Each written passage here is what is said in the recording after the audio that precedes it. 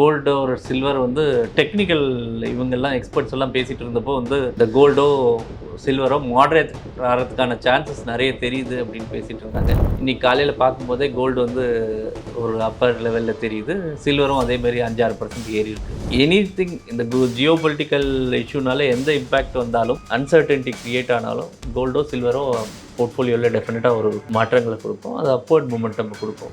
So இப்போ இந்த விஷயம் நடந்திருக்கிறதுனால கோல்டுக்கோ இல்லை சில்வருக்கோ கொஞ்சம் கூட பயன்கள் அதிகம் அப்படின்னு சொல்லலாம். அடுத்த இந்த வருஷம் பொறுத்த வரைக்கும் ஈக்விட்டிஸ் கொஞ்சம் ஸ்டெபிலைஸ் ஆகும் அப்படின்றது எதிர்பார்க்கப்படுது. ஏன்னா ஒரு லாஸ்ட் இயரில் வந்து லார்ஜ் கேப்பை தவிர பெரிய ரிட்டர்ன் கொடுத்த செக்மெண்ட் எதுவுமே கிடையாது. அவங்களுடைய அலோகேஷன் ஈக்விட்டியில் ஸ்டாகர்ட் மேனரில் போகிறது நல்லது. ரெண்டாவது இப்போ கோல்டு அண்ட் சில்வர் அப்படின்னு கேட்டோன்னா எப்பயுமே சொல்கிற மாதிரி அவங்களுடைய அலோகேஷனை பொறுத்து இன்வெஸ்ட் பண்ணுறது நல்லது.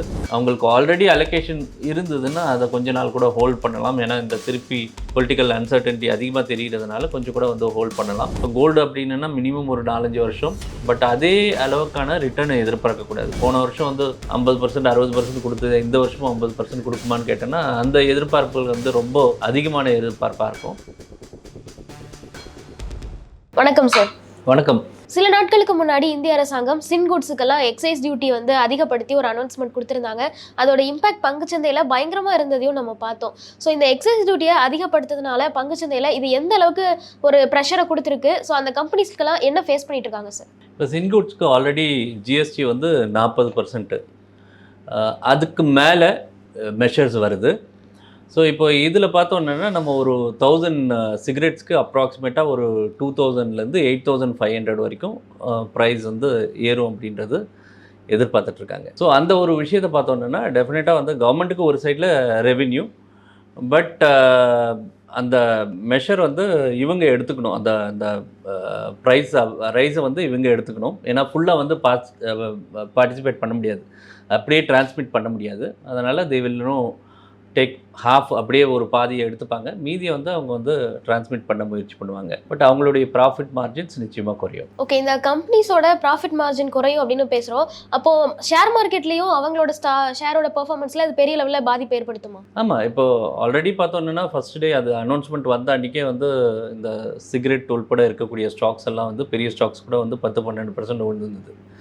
ஸோ அவங்களுடைய ப்ராஃபிட் மார்ஜினும் குறையும், உங்களுடைய ப்ராஃபிட்ஸ் வந்து ஒரு 15-25% குறையிறதுக்கு வாய்ப்புகள் இருக்குது. இப்போ ஐடிசி மாதிரி கம்பெனி எடுத்துக்கிட்டோன்னா ஆல்மோஸ்ட் 40% ஆஃப் த ப்ராஃபிட் வந்து சிகரெட்லேருந்து வருது. ஸோ அவங்களுக்கெல்லாம் பெரிய தாக்கங்கள் இருக்கும். ஸோ அவங்களும் வந்து அவங்களுக்கும் ஒரு ப்ரெஷர் இருக்கும். ஸோ அவங்களும் வந்து இதை டிரான்ஸ்மிட் பண்ண முடியாமல் பாதி அவங்க எடுத்துக்கிறதுனால நிச்சயமாக அவங்களுடைய ப்ராஃபிட்ஸும் ஓரளவுக்கு குறைவாக தான் இருக்கும்.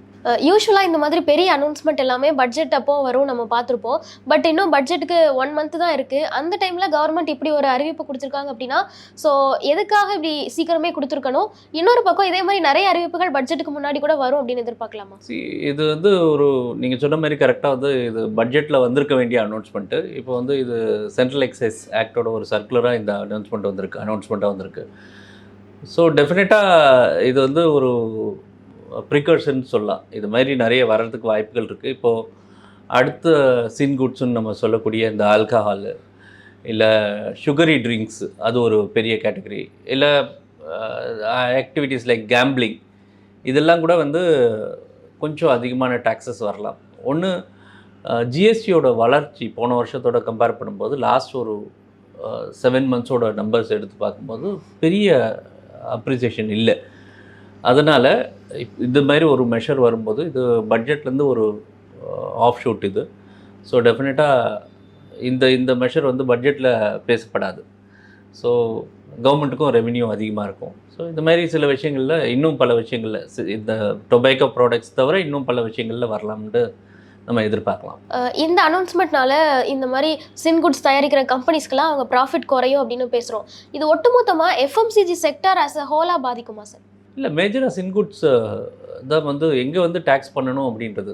இப்போ சின்குட்ஸை டாக்ஸேஷனே வந்து இப்போ இந்தியாவில் வந்து இவ்வளோ டாக்ஸேஷன் நம்ம பேசிகிட்டு இருக்கோம். அபவுட் 50% கிட்ட வந்து டொபாக்கோ ப்ராடக்ட்ஸோட டாக்ஸேஷனை நம்ம பார்த்துட்ருக்கோம். பட் WHO என்ன சொல்லுதுன்னா 75% வரைக்கும் ஏற்றுங்க அப்படின்னுது. ஸோ தட் அந்த கன்சம்ப்ஷன் குறையிறதுக்கு அது ஒரு பெரிய விஷயம் அப்படின்னு சொல்லிகிட்ருக்கு. ஸோ கன்சம்ப்ஷன் டெஃபினட்டாக குறையும், ஒரு டெஃபினட்டாக குறையிறதுக்கு வாய்ப்பு இருக்குது. பட் வந்து இந்த மெஷர்ஸ்னால நிச்சயமாக ஒரு ஷார்ட் டேர்ம் இம்பேக்ட் இருக்க தான் செய்யும். எஃப்எம்சிஜி இண்டெக்ஸை பார்க்கும்போது இந்த அனௌன்ஸ்மெண்ட் வந்தப்போ 3% வரைக்கும் கீழே விழுந்திருந்தது அப்படிங்கிறத பார்க்குறோம். ஸோ ஆன் த ஹோலாக எஃப்எம்சிஜி செக்டர் இதனால டிஸ்டர்ப் ஆகுமா? இல்லை, எஃப்எம்சிஜி செக்டார் யார் இந்த செக்மெண்ட்ஸில் இருக்காங்களோ, சின்குட் செக்மெண்ட்டில் இருக்கிறாங்களோ அவங்களுக்கு டெஃபினட்டாக ஒரு இம்பேக்ட் இருக்கும். நான் சொன்ன மாதிரி சுகரி ட்ரிங்க்ஸ் இருக்கக்கூடிய ஒரு செக்மெண்ட்டு, அந்த மாதிரி ஏதாவது இருக்கிறவங்க, நான் அதெல்லாம் கொஞ்சம் ப்ரைஸ் ஏற்றினாலும் கன்சூமர்ஸ் வருவாங்க, பட் எல்லாமே டிரான்ஸ்மிட் பண்ண முடியாது. ஸோ இந்த மாதிரி இருக்கக்கூடிய எந்த செக்மெண்ட்டாக இருந்தாலும் கொஞ்சம் எஃபெக்ட் இருக்க தான் செய்யும். பட் ஓவரால் எஃப்எம்சிஜி செக்மெண்ட்ஸ்க்கு இதனால பெரிய டிஃப்ரென்சஸ் வராது. பட் சின்குட்ஸ் இருக்கிற அந்த பர்டிகுலர் கம்பெனிஸ்க்கு ஒரு எஃபெக்ட் இருக்கும்.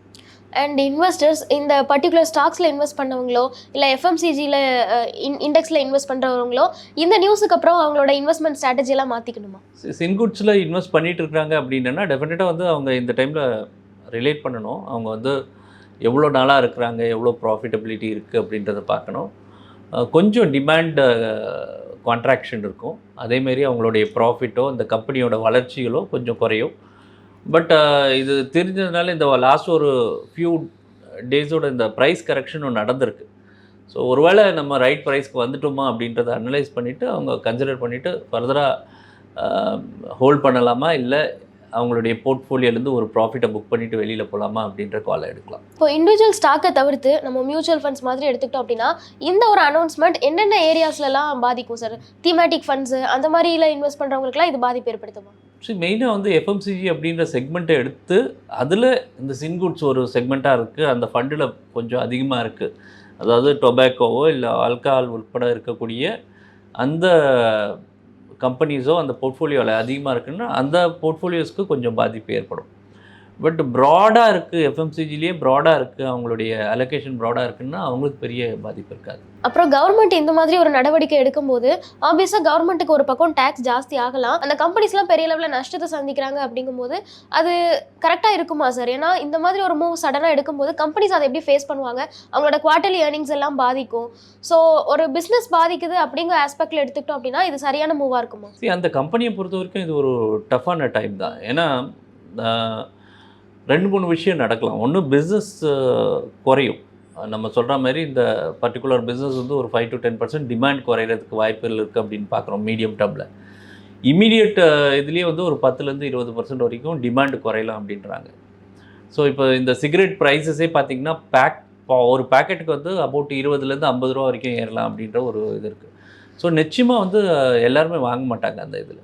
இப்போ என்ன ஒன்றுனா கன்சம்ஷன் வந்து கன்சியூமர்ஸ் வந்து வேறு பொருட்களை நாடி போவாங்க, இதுக்கு ஆல்டர்னேட்டாக என்ன இருக்குது அப்படின்ட்டு. இப்போ வந்து பரவலாக பேசப்படுறது வந்து இந்த லோவர் செக்மெண்ட் வந்து பீடிஸ் அந்த மாதிரி கன்சம்ஷனுக்கு போகலாம் அப்படின்னு பேசப்படுது. ஏன்னா அங்கே வந்து ஜிஎஸ்டி வந்து 18% தான்.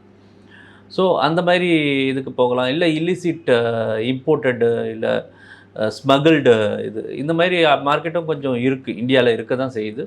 ஸோ இந்த ப்ராடக்டை வந்து அவங்க ப்ரிஃபர் பண்ணலாம், இல்லை அந்த இதை அதிகரிக்கலாம் அப்படின்னும் ஒரு பரவலாக ஒரு இது இருக்குது.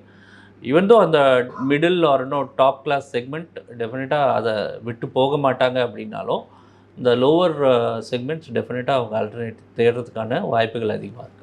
இந்த 2025ல் ஜிஎஸ்டியில் எக்ஸப்ஷன்ஸ் கொண்டு வந்திருந்தாங்க, இன்கம் டேக்ஸ் ரிட்டர்ன்ஸில் அந்த ஸ்லாபை கம்மி பண்ணியிருந்தாங்க. இந்த மாதிரியான நடவடிக்கைகள் எல்லாமே மக்களோட ஸ்பெண்டிங் கெப்பாசிட்டி அதிகப்படுத்தும், நிறைய மக்கள் ஸ்பெண்ட் பண்ண ஆரம்பிப்பாங்க. ஸோ ஒரு ஸ்பெண்டிங் எக்கானமி உருவாகும் அப்படிங்கிறதெல்லாம் பேசணும். இன்னொரு பக்கம் இந்த மாதிரி எக்ஸைஸ் டியூட்டியை அதிகப்படுத்தினதும் ஜிஎஸ்டினால நமக்கு கிடைக்க போகிற அந்த ஒரு நம்ம எக்ஸ்பெக்ட் பண்ணிக்கிட்டு இருந்த ஒரு பலனை குறைக்கிறதுக்கு வாய்ப்பு இருக்கா?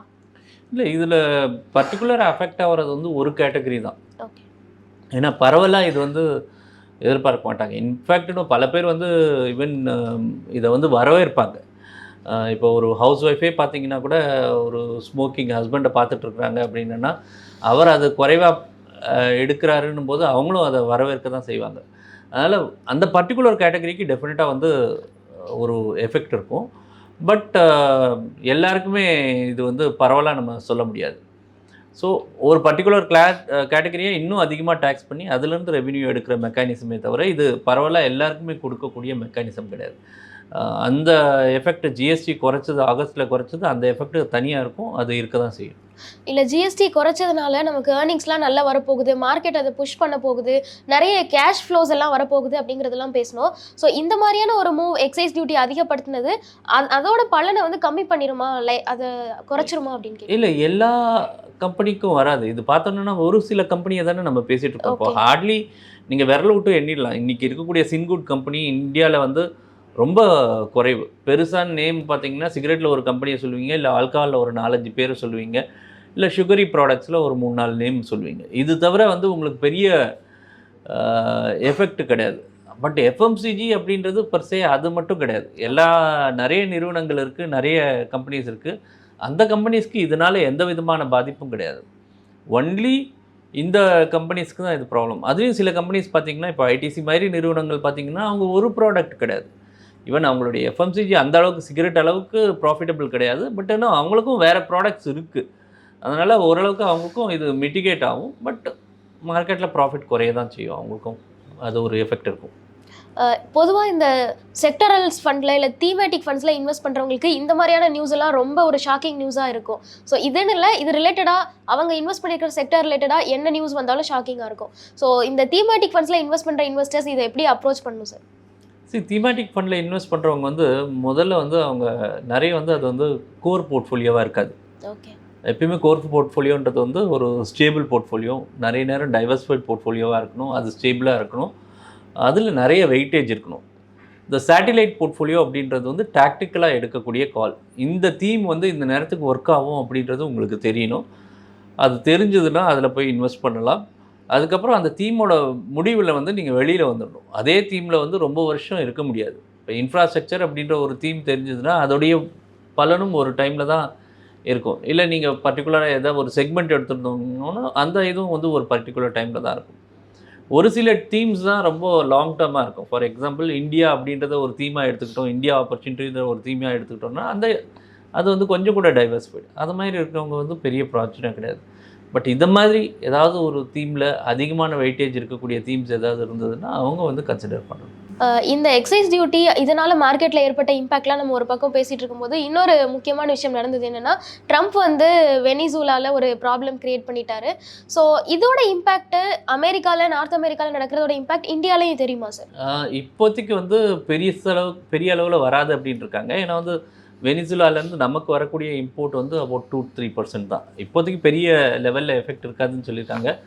பட் சில விஷயங்கள் ட்ரம்ப்புக்கே வெளிச்சம். ஏன்னா அவர் என்ன டிசைட் பண்ணுறாரு, மறுநாள் என்ன நடக்குது அப்படின்றது தெரியல. அவருடைய சில நேரங்களில் வந்து இந்த விஷயங்கள் வார்னிங்ஸ் மாதிரியும் தெரியுது. இப்போ வரைக்கும் வந்து பெருசாக அடுத்த கண்ட்ரிஸ் யாரும் வந்து ரியாக்ட் பண்ணலை. அது இப்படியே இருக்கும் அப்படின்ட்டு தான் எதிர்பார்க்கப்படுது. ஒருவேளை இது ஃபர்தராக லெவல் தாண்டி வேறு ஏதாவது கண்ட்ரி எஃபெக்ட் பண்ணாலோ, வேறு ஏதாவது கண்ட்ரிஸ் ரியாக்ட் பண்ணாலோ அது குளோபலில் கொஞ்சம் கூட வந்து சூழ்நிலையை மாற்றலாம். அந்த மாதிரி மாறுதல்கள் வரும்போது மார்க்கெட்டில் இன்னும் கொஞ்சம் எஃபெக்ட் அதிகமாக தான் இருக்கும். அது நெகட்டிவ் இம்பேக்ட் கொடுக்கலாம்.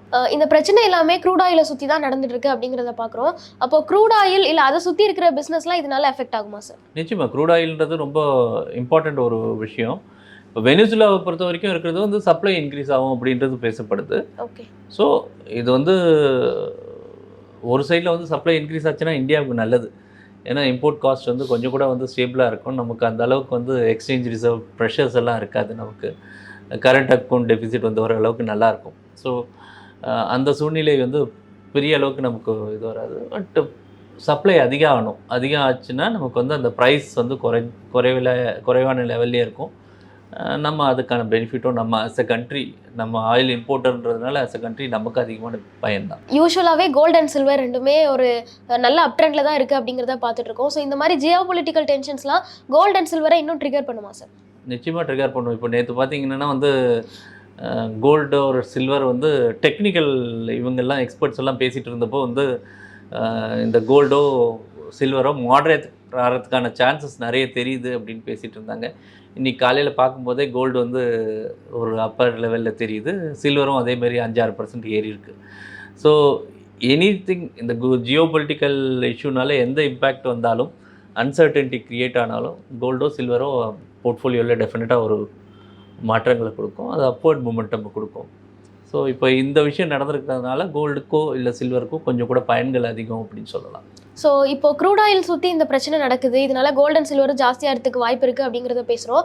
ஆனால் இது எல்லாத்துக்கும் மத்தியில் இந்தியன் மார்க்கெட் அந்த ஆல் டைம் ஹையை பிரேக் பண்ணி நியூ ஹையில் ட்ரேட் ஆகிட்டு இருக்கு.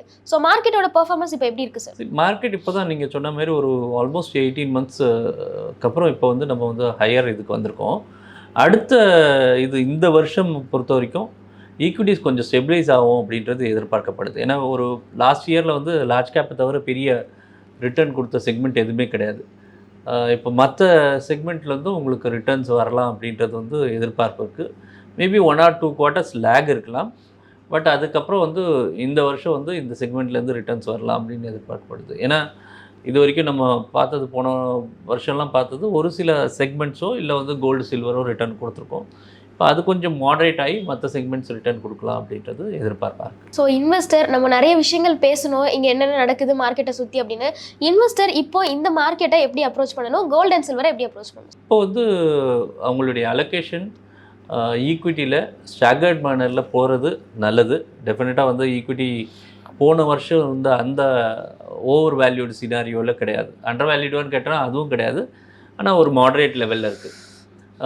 ஸோ அவங்க வந்து ஸ்டாகர்ட் மேனரில் தாராளமாக அக்யூமுலேட் பண்ணலாம். Over the next few months accumulate பண்ண வேண்டிய நேரம். ரெண்டாவது இப்போ கோல்டு அண்ட் சில்வர் அப்படின்னு கேட்டோன்னா எப்பயுமே சொல்கிற மாதிரி அவங்களுடைய அலோகேஷனை பொறுத்து இன்வெஸ்ட் பண்ணுறது நல்லது.